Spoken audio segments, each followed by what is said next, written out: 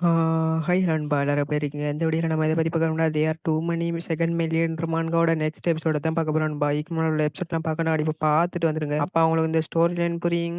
எபிசோடுக்குள்ள போறதுக்கு முன்னாடி ஒண்ணே ஒண்ணு சொல்லிக்கிறேன். நம்மட சேனலுக்கு யாராச்சும் புதுசா இருந்தீங்கன்னா மறக்காம சேனல சப்ஸ்கிரைப் பண்ணிட்டு, பெல் பட்டன் ஆல்ல போட்டு விடுங்க. ஏன் இந்த வீடியோ பிடிச்சிருந்தீங்கன்னா மறக்காம லைக் ஒண்ண தட்டி விட்டுருங்க. வாங்க நண்பா எபிசோடுக்குள்ள போலாம். எபிசோட ஸ்டார்ட்டிங்லயே அவ என்னத்துக்கு அவன்ற ஓன் ட்ரைனிங் கிரவுண்டுக்கு அவ போனா அப்படின்னு மாரி அவன் டியூக்கே பார்த்து ஒரு மாதிரி முறைச்ச மாதிரி கேட்பான். டியூக்குக்கா கட்டுப்பா நீ என்ன சொல்ல வரப்பா அப்படின்னு மாதிரி எவன் கிளைமண்ட் அப்படின்னு மாதிரி கத்துவார் அந்த இடத்துல. 2 பேரும் ஒரு மாதிரி அடிச்சுக்கிற மாதிரி முறைச்சிட்டு இருந்திருப்பான் டியூக்கும் நம்மட எவனும். அப்ப இவர் கிறிஸ் லார்ட் காய் ட்வீட்லயே வந்திருக்காரு உங்களை பார்க்கணும்னு சொன்னார் அப்படின்னு மாதிரி பின்னால இருந்து சத்தம். அப்ப டியூக்கா சரி, சரி சொல்லு உள்ள வர சொல்லு அப்படின்னு மாரி சொல்லிட்டு இருந்து, இப்ப நம்மட காயா உள்ள வந்து பாப்பான். பார்த்துட்டு ஷாக்கா இருந்திப்பான் பயப்புல. ஏன்னா நம்ம ஹீரோயின் படுத்த படுக்கையில இருந்திப்பா. காயா ஒரு மாதிரி அவன்ற மனசெல்லாம் ஒரு மாதிரி போய்த்திருக்கும். அப்ப அவர் சொல்லிட்டு இருக்காரு, "நீங்க வந்ததுக்கு தேங்க் யூ" அப்படின்னு மாரி சொல்லிக்கல நம்ம ஹாய் சொல்லிட்டு இருக்கா. "நான் நினைச்சு பார்க்கல நீங்க உள்ள விடுவீங்கன்னு. என்னைய உங்க ஃப்ரெண்ட பார்க்க விட்டதுக்கு ரொம்ப நன்றி" அப்படின்னு மாரி அவனும் சொல்லிட்டு இருந்திப்பான். "என்ன நடந்துச்சு?" அப்படின்னு மாரி கேட்பான் காய். ஏங்க அவட கழுத்த சுத்தி கட்டுப்போடு கிடக்கு. அதுலேருந்து ஏதோ ஒரு ஸ்வாட் லைட் வந்துகிட்டு இருக்கு அப்படின்னு மாரி. அது ஆரஹானா அப்படின்னு மாரி அவன் கேட்பான். ஒரு மாரி நம்மட லூயிஸையும் எவனையும் பார்த்து சொல்லிக்கிட்டு இருக்கான். அவட கழுத்துல இப்போதைக்கு ஒரு ஸ்க்ராட்ச் வந்துருச்சு. என்னையால ஹீலிங் மேஜிக்க பயன்படுத்தி அத ஹீல் பண்ணாலும் அவட கழுத்துல அந்த மார்க் அப்படியே இருந்துச்சு. அந்த மார்க்க இல்லாதாக்கவே முடியாதுன்னைக்குல அவங்க 2 பேரும் ஒரு மாரி பார்த்துட்டு இருந்திருப்பான். நம்மட லூயிஸுக்கா கொஞ்சம் குற்ற உணர்வாவே இருந்துச்சு. அப்ப நினைச்சு பார்க்குறான். இவனுங்க 2 பேரும் சின்ன வயசுல இருந்து அந்த பொண்ண தொல்ல பண்றதுலயே இருந்துச்சு. யாரு சாமி இவள் அப்படின்னு மாரி அவன் நினைச்சிட்டு இருந்திருப்பான். கடைசியா அவள கொல்றதுக்கும் போய்த்தான்ல அவன் அப்படின்னு மாரி நினைச்சுக்கிட்டு இருந்திருப்பான். அப்ப இவ கிறிஸ் அப்படின்னு மாரி டியூக்க கூப்பிட்டு கூப்பிட்டு சொல்லிட்டு இருக்கான்.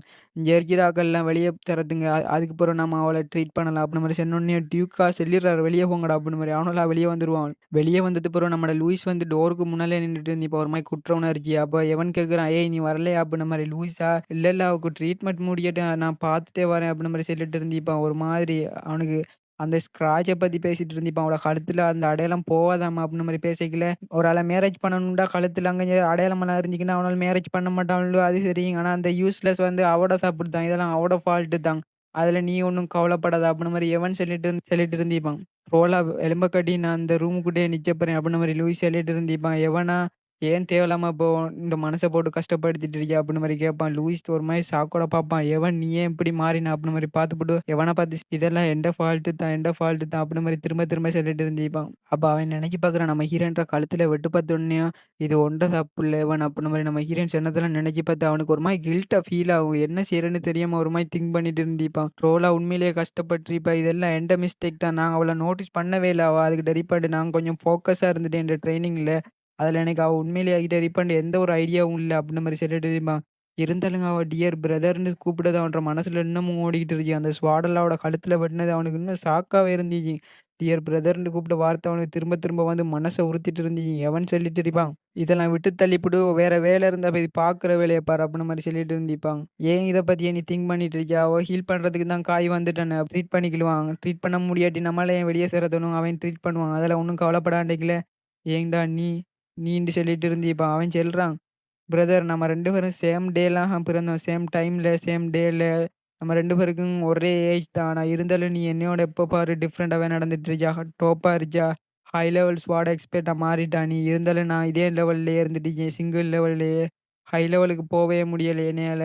நம்ம 2 பேரும் ஒண்ணா பொறந்திருந்தாலும் நீ வேற, நான் வேறயா மாறிட்டோம்." அப்படின்னு மாரி நம்ம இவன் சொல்லிட்டு இருக்கான். "நான் உன்னைய நினைச்சு ரொம்ப பொறாமப்படுறேன்." அப்படின்னு மாரி. "என்றைக்கும் என்னால எட்ட முடியாத மாதிரி எனக்கு ஃபீல் ஆகுது. உன்னைய நான் இந்த ஒரு ஓப்பனன்ட்டா பார்க்க ஆரம்பிச்சுட்டேன். இதான் உண்மை. இத நான் ரியலைஸ் பண்ணிட்டேன். எனக்கு பெயின்ஃபுல்லா தான் இருக்கு. இது உண்மைன்ட்டு ஏத்துக்கொள்ள முடியாம தான் இருக்கு. இருந்தாலும் நீ என்னையோட ரொம்ப திறமைசாலி.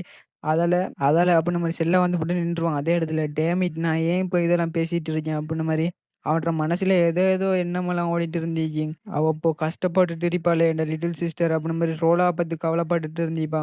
நம்ம ஹீரோயின் வந்து நம்மட லூயிஸோட இருந்த நாட்கள நினைச்சு பார்ப்பா. நம்ம ஹீரோயின் சிரிச்ச முகத்தோட கேட்டுட்டு இருந்திருப்பா. "உனக்கு என்ன புடிக்குங்க? அது இது" அப்படின்ற மாரிலாம் கேட்டத பத்தி நினைச்சு அதெல்லாம் பத்தி நினைச்சு பார்த்து ஒரு மாரி சோகமா இருந்திருப்பான். நான் இப்ப என்ன செய்வேன் அப்படின்ற மாரி அவனுக்கு வெறுத்து போயிடுச்சு அந்த இடமே. அப்ப எவன் சொல்லிட்டு இருக்கான், "நீ என்னடா லூசுராட்டம் பேசிட்டு இருக்கிய? ஏதோ ஒண்ணு பேசிட்டு இருக்கியாம ஸ்டாப் பண்ணு" அப்படின்ற மாரி சொல்லிக்கல. "இல்ல, இல்ல ஒண்ணும் இல்ல. எனக்கு கொஞ்சம் ஒரு மாரி ட்ரபிள் ஆயிட்டேன். எல்லாம் எந்த மிஸ்டேக் தான்" அப்படின்ற மாரி நான் நினைக்கிறேன் டேக்கல. "என்ன இருந்தாலும் சரி" அப்படின்ற மாரி அவன் சொல்லிட்டு அந்த இடத்த விட்டு பேசிட்டு இருந்திருப்பான். இந்த லூயிஸ் மனசுல நினைச்சிட்டு இருக்கான். இவன என்னால புரிஞ்சுக்கவே முடியுது. இவனுக்கு எமோஷனல் ரிச்சா இல்லையா அப்படின்ற மாரி பார்த்துட்டு இருந்திருப்பான். அவன் சொல்லிட்டு இருக்கான் திடீர்னு மாதிரி நின்டு. "நான் இங்கேருந்து கிளம்ப போறேன். நீ அதுகிட்டயே இருக்கிறேன்டா இரு. ஸ்வார்ட்மேன்ஷிப்ல வந்து முதல் இதே எமோஷன்லாம் வெளி காட்ட போறா விளங்குதா? எமோஷன்லாம் விட்டு தள்ளணும் அப்டின்ன மாரி. அப்ப அவன் சொல்லிட்டு இருக்கான். நீ அவள நோட்டீஸ் பண்ணாம தவறுதலா தான் அவளோட கழுத்த வெட்டுனா. நானா இருந்தேன்டா உண்மையிலேயே அவளோட கழுத்த வெட்டியிருப்பேன் அதே இடத்துலயே அப்டின்ன மாரி அவன் சொல்லிட்டு இருக்கான். ஏன்டா அவள எனக்கு புடிக்காதுன்னீங்கல்ல. எவன் நீ? உன்னோட வார்த்தைய பார்த்து பேசு. என்ன பேசுற? அப்டின்ன மாரி லூயிஸ் அரட்டியிருப்பான் அவன பார்த்து. எவன் சொல்லிட்டு இருக்கான். எனக்கு அவள புடிக்காது. அவ்வளோதான் அப்டின்ன மாரி சொல்லிட்டு அந்த இடத்த விட்டு பேத்திப்பான். லூயிஸுக்கா ஷாக்கா இருந்துச்சு அந்த வார்த்தைய கேட்டோன்னயும். இவன் ஏன் என்னையோட டிஃப்ரெண்ட்டா இருக்கான். உண்மையிலேயே இவன் டிஃப்ரெண்ட்டானவன் தான் என்னையிலருந்து அப்டின்ன மாரி அவனுக்கு அப்பா ரியலைஸ் ஆவுது. அவனோட நான் எவ்வளவே பருவழகன் அப்டின்ன மாரி அவனுக்கு ஷாக்கா இருந்துச்சு. லூயிஸ பார்த்து எவன் சொல்லிட்டு போறான். அவக்காக வேண்டி கவலைப்பட்டுட்டு இருக்காம, இப்ப இது உன்ட வேற வேலை இருந்தா பாரு அப்டின்ன மாரி சொல்லிட்டு நான் கிளம்புறேன் இந்த இடத்த விட்டுன்ட்டு பேசிருப்பான். டேமிட் அப்டின்ன மாரி எவன் ஒரு மாரி சோகமாவே இருந்திருப்பான். அவனோட நான் பெட்டர் தான் அப்டின்ன மாரி சொல்லிட்டு இருந்திருப்பான் மனசுலயே. கட் பண்ணா உள்ள காட்டுறாங்க. நம்மட காய்கன் வந்து அவட அந்த கட்டெல்லாம் அவுத்துக்கிட்டு இருக்கான். அவுத்துப்புட்டு பார்த்தா அந்த இடத்துல உண்மையிலேயே புகையாட்டம் பெய்த்துட்டு இருக்குங்க. அந்த ஆற பார்க்குறாங்க. இது ஆழமா போகலண்டாலுங்க அந்த ஆறா இருக்கிறதுல இது ரொம்ப எஃபெக்டிவா இருக்கு அவக்கு. அதால நான் சீக்கிரமா ட்ரீட்மெண்ட் பண்ணியாகணும்.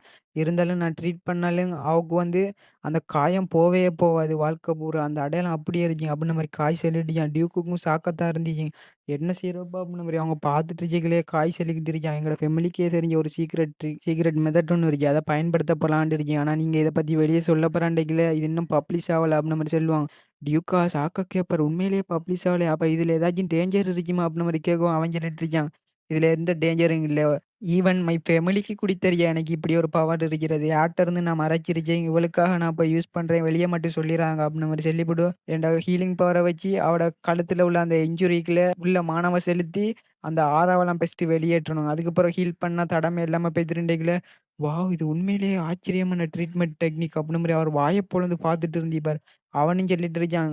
இது ஒரு டன் ஆஃப் பவர கன்சியூம் பண்ணிரும். அதால எனக்கும் கொஞ்சம் பேக் ஃபயர் ஆகுறதுக்கு வாய்ப்பு இருக்கு அப்படின்ன மாரி சொல்லிட்டு இருந்திருப்பாங்க.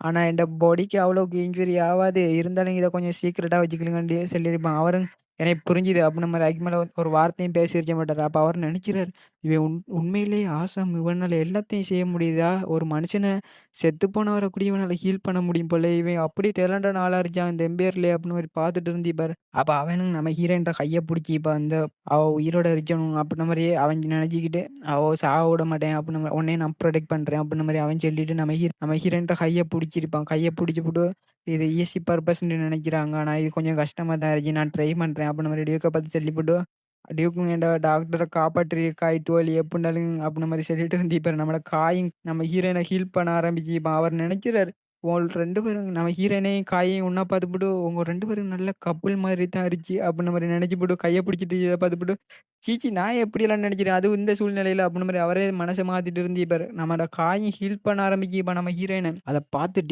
டியூக் ஒரு மாரி ஆச்சரியமாயிருவாரு. ஏன்டா அந்த ஹீலிங் உண்மையிலேயே ஆசமா இருந்துச்சு. இப்படி ஒண்ணு அவர் பார்த்தே இருக்க மாட்டாரு. அந்த நம்ம ஹீரோயின்ற கழுத்த காட்டுறாங்க. அது உண்மையிலேயே ஹீலிங் ஆவி ஒரு சின்ன தடமும் இல்லாம அழிஞ்சு போய்த்துரு. அத பார்த்துப்புட்டு இது ஒர்க் ஆவிட்டு அப்படின்ன மாரி சொல்லிட்டு இருந்திருப்பாங்க. டியூக்கா கிட்ட வந்துட்டு உனக்கு எவ்வளோ நன்றி சொன்னாலும் போதாது. தேங்க் யூ சோ மச் அப்படின்ன மாரி சொல்லிட்டு இருந்திருப்பாரு. நம்ம காய பார்த்து நீ ஓகே தானே அப்படின்ன மாரி கேட்கவும், நான் ஃபைன் தான் அப்படின்ன மாரி சொல்லிட்டு இருந்திருப்பான். அப்ப காய் சொல்லிட்டு இருக்கான். அவளோட கழுத்து வந்து இப்ப திடீர்னு மாரி ஒரு ஸ்க்ராட்சிங் இல்லாம அது வந்து ஹீல் ஆயிட்டுன்னு கேள்விப்பட்டா, அது ஏதாச்சும் ரூமர்ஸ் கிளம்பி பிரச்சனை வரதுக்கு வாய்ப்பு இருக்கு. அதுல அவட கழுத்த சுத்தி எப்பவும் பேண்டேஜ சுத்தி வச்சுக்கிடுங்க அப்படின்ன மாரி காய் டியூக்குங்க எனக்கு புரிஞ்சுது. தேங்க் யூ அப்படின்ன மாரி சொல்லிட்டு இருந்திருப்பான். சரி நான் இப்போதைக்கு பேய்த்துட்டு வரேன் அப்படின்ன மாரி நம்மட காய அந்த இடத்த விட்டு கிளம்பியிருப்பாங்க. அவக்கு ஹீல் பண்ணிப்புட்டு போய்க்கலாம்ன்னு நெனச்சு பார்க்குறான். அந்த 2 பேரும் இந்த பிளாஸ்டர் அவள் 2 பேரும் பொம்பளைய கொல்லணும்னு பார்த்துட்டுச்சு. அவள்ட்ட இருந்து அவள காப்பாத்துறேன் நான் அப்படின்ன மாரியே தலைவன் சொல்லிட்டே பேத்திருப்பான் கெத்தா. இதோட இந்த எபிசோட் முடியுது கைஸ். அடுத்த எபிசோட சந்திப்போம். மறக்காம நம்ம சேனலை சப்ஸ்கிரைப் பண்ணி பெல் பட்டன் ஆல்ல வச்சுக்கலிங்க. அப்பா நான் போகிற வீடியோ நோட்டிஃபிகேஷனில் வந்துட்டு இருக்கீங்க. அடுத்த எபிசோடில் உண்மையிலே பங்கமாக இருக்கீங்க. ஸோ சப்ஸ்கிரைப் பண்ணி வச்சுக்கலுங்க. Bye guys. அடுத்த எபிசோடில் சந்திப்போம்.